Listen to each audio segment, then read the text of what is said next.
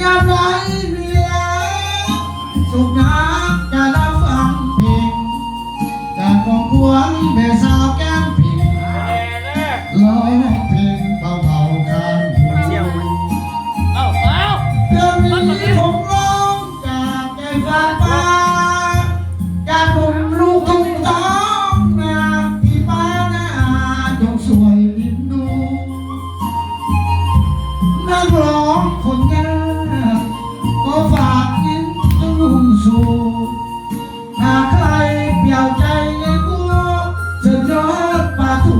ฝากเพลงหวานเสียงเพล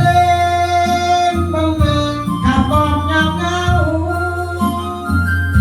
เดี๋ยวเอาเดี๋ยวมาเมื่อยามคุณเศร้าพอต้องคอนคายวันไหนบนหมอนจากร้อนกอดคนดวงมา